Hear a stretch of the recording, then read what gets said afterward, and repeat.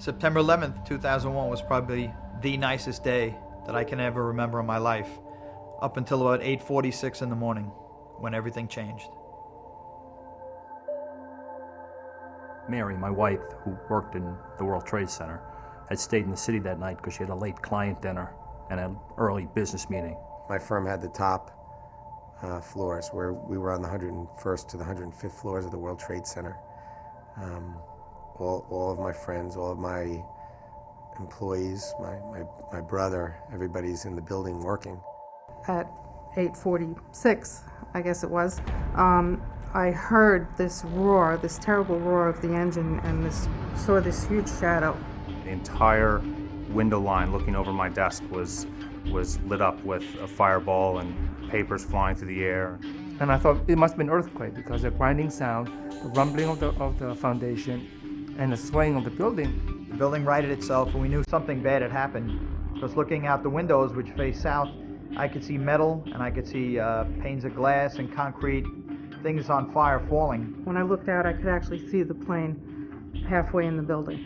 It's kind of like a still photo to me, with the wing and the tail still sticking out. We drove down, and everybody's running this way. And by the time I see the building, it's as horribly shocking as can be. There's a hole, gaping hole in the side of the building. Smoke is pouring out, flames are pouring out. We got a lot of calls that morning from family and friends. Many of them knew that my brother was a pilot, and they called to ask me if they thought that he might be involved in this. And I said, no. Spoke with my mother. I said, I'm okay. I'm in the other building, but we're going to evacuate. Circling, and then I heard the engine spool up even more. And as I heard the engine spool up even more, the plane hit tower number 2 and literally just blew right through it. It looked like a meteor storm. There were just huge chunks of steel coming down, things were burning. I mean, chunks of steel the size of refrigerators were falling around us. Exactly what you saw at the World Trade Center really happened at the Pentagon, only low to the ground. About 3 or 4 minutes into crawling around and unable to see anything or hear anything, and thinking that, this is probably it, and really starting to get a sense of why people had been jumping out of the windows. One of the things that I remember when the firefighters came is all the equipment that they had on. And it must be very heavy because they were panting, they were breathing heavily, and they were sweating profusely. And I remember some of the people, we gave them our water to drink. We poured water down their heads to cool them down. And as they proceeded to continue up the stairs, we applauded them. I was grabbing people as they walked out the door, asking them what floor they had worked on. What floor did they come from? We had gotten the 60th floor, 72nd floor. The highest floor was the 92nd floor. And then I heard the sound. It was the loudest sound I'd ever heard. Noise over my head, tremendous noise, like a roar over my head, like a locomotive coming at you. That's what it reminded me of. Next thing was wind, very, very fierce wind, like a hurricane wind. I felt a rush of wind coming from above me, and what sounded like about 1,000 freight trains coming.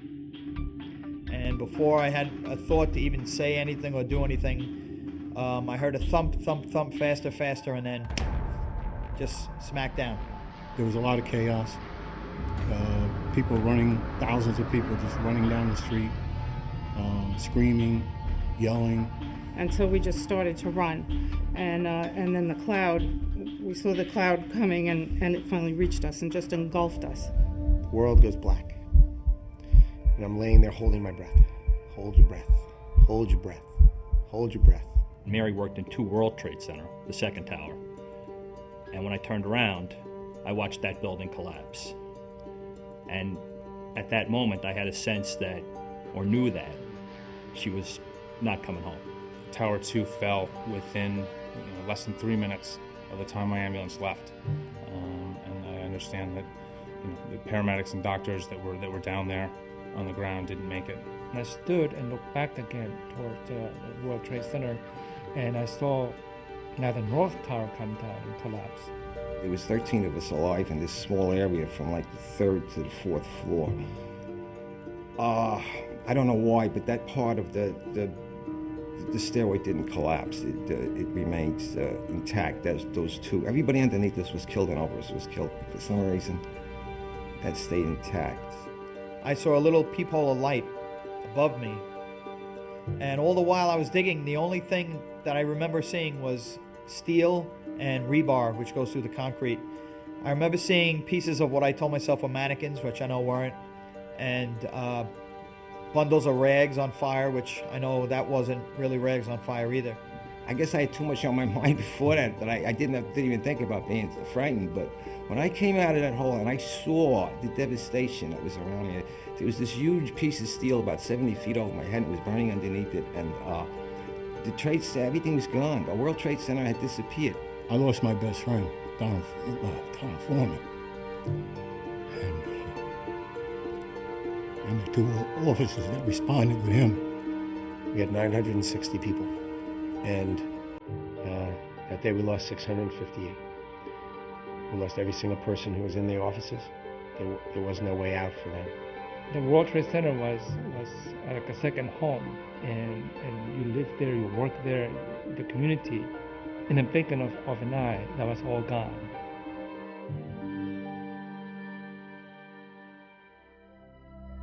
We need the National September 11th Memorial and Museum for the truth. For future generations to touch an event that changed the lives of everybody in America. Not just what happened in New York, but also at the Pentagon in Virginia and at Shanksville, Pennsylvania, where United 93 went down. But also critically important, the first World Trade Center attack, which happened on February 26, 1993. I think it's important that the families who lost someone have some place to go and remember them.